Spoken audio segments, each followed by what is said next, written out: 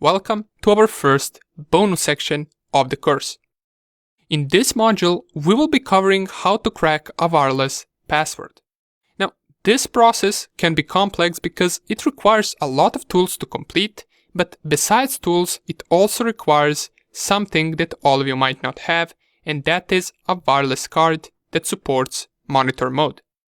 Now, this is pretty much the reason why this is a bonus section. You need this in order to complete this attack, and not many wireless cards support monitor mode.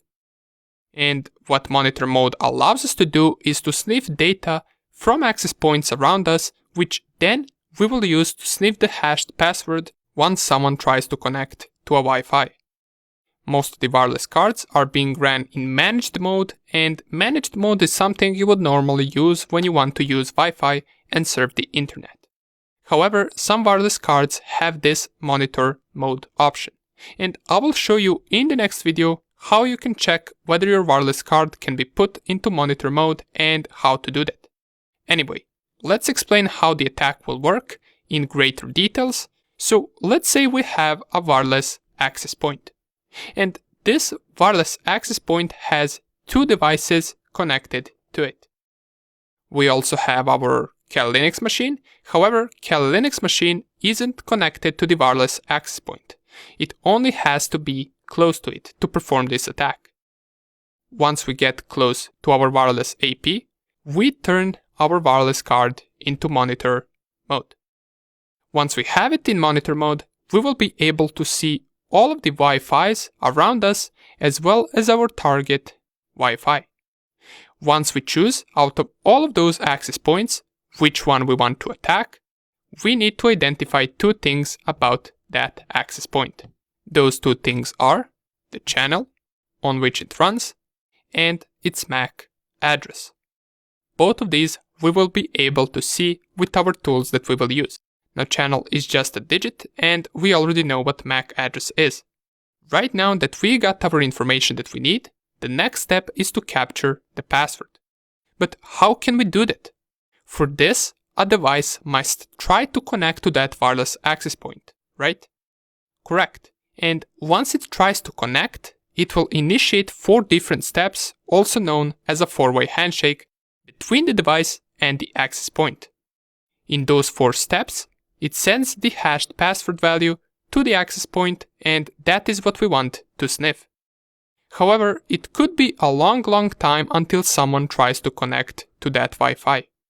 So, are we going to just sit there and wait for someone to connect? Well, of course not. We're going to perform a different type of the attack to kick everyone off of the Wi-Fi, and that is called the authentication attack. Once we send the deauthentication packets, this will disconnect every device that was previously connected to that access point. The goal of this happens once we stop deauthenticating. Then, those devices that got kicked off Wi-Fi a few seconds ago will try to reconnect back to that access point. And all that time, we will be sniffing for that 4-way handshake with our password key. And as soon as they connect, we will get that password value that we want. After this point, we no longer need to be close to that Wi-Fi access point. We can go on the other side of the world in order to crack that password. Now you might be asking, how? Well, we wrote the hashed password inside of a file.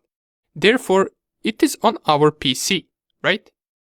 After this, all we need is a little bit of luck that the password is easy and not complex, and then we use that hashed password that we sniffed, and we throw it into different tools that can help us crack this password. Most known tools used for this are AirCrack and Hashcat. AirCrack uses CPU power or processor power to crack the password, while Hashcat can use both CPU or processor power and your graphics card power, and it can sometimes crack a lot faster than AirCrack. Now, the average speed of cracking passwords with these programs, depending on what CPU and GPU you have, would be around 300 to 100,000. And yes, of course, we're talking about 300 to 100,000 passwords per second. So this is a completely different story than, for example, brute forcing web login page or SSH or something similar. This is a lot faster. Now, of course, since we're running a virtual machine, the speed will be significantly lower, but compared to previous brute force attacks that we did, it will still be really fast. If the password is not complex and we manage to crack it, then you guessed it, we can connect to that wireless access point. And if we want, we can attack the devices inside that network with all the previous attacks that we learned. But that is completely up to you, what you do after you gain access to the Wi-Fi. So now that we know how all of this works, let's see the practical side of it and let's crack a wireless access point. See you in the next video.